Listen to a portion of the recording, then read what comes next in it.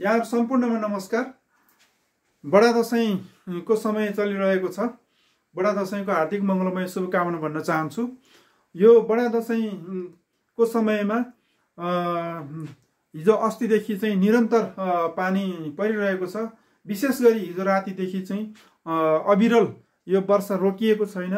वर्षा चाहिँ झन ठुलो परिरहेको छ। मौसम अनुमान महाशाखाले पनि तपाईको चाहिँ आज रातिदेखि भोलि बिहान 2 बजेसम्म चाहिँ भारी वर्षा हुने चाहिँ सम्भावना रहेकोले सचेत रहनको निमित्त चाहिँ आवश्यक सूचना जारी गरेको छ। यसैगरी सरकारले तपाईको उपत्यका बाहिर जाने, उपत्यका बाहिरबाट उपत्यकामा आउने यातायातको साधनहरूलाई चाहिँ 3 दिनको लागि चाहिँ बन्द गर्नलाई सूचना आह्वान गरिएको छ। हामीले यो सरकारको सूचनालाई पनि पालन गर्नुपर्ने छ। सबैभन्दा ठुलो चाहिँ तपाईँ हाम्रो जीवधन हो। जीवधन भन्दा ठुलो चाहिँ तपाईँ हाम्रो चाडपर्व हरेक कुराहरू हुन सक्दैन।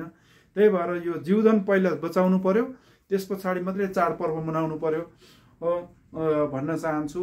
र यहाँहरू ओहोरदोहोर यो दशैंको समयमा विशेष गरी ठुलो मास मुभमेन्ट हुने समय, हाम्रो देशमा चाहिँ मास मुभमेन्ट हुने समय हो। यो मास मुभमेन्ट हुने समयमा नै चाहिँ वर्षाले चाहिँ हामीलाई चाहिँ यतिखेर चाहिँ च्यालेन्ज गरिरहेको छ। त्यसैले हाम्रो पहिलो कुरो चाहिँ तपाईँ हामी सकेसम्म घरमै रहने र यदि कतै हिँडिहाल्नु पर्ने अवस्था भयो, जरुरी पर्यो भने पनि नजिकको अवस्थाहरू के छ कसो छ राम्रोसँग विचार गरेर बुझेर मात्रै बाहिर आवत जावत गर्नुपर्छ।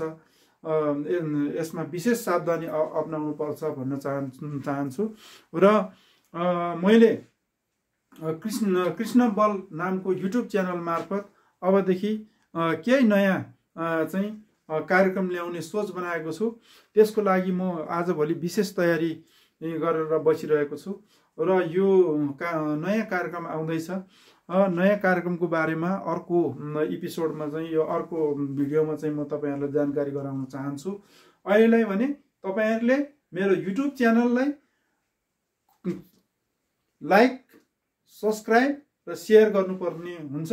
यसको लागि तपाईहरु चाहिँ युट्युब च्यानलमा गएर कृष्ण बल नामको लाई चाहिँ सर्च गरेर त्यो च्यानलमा गएर चाहिँ पहिले सब्स्क्राइब गर्ने, लाइक गर्ने, शेयर गर्नको लागि चाहिँ नभुल्नु होला भन्न चाहन्छु। हस्।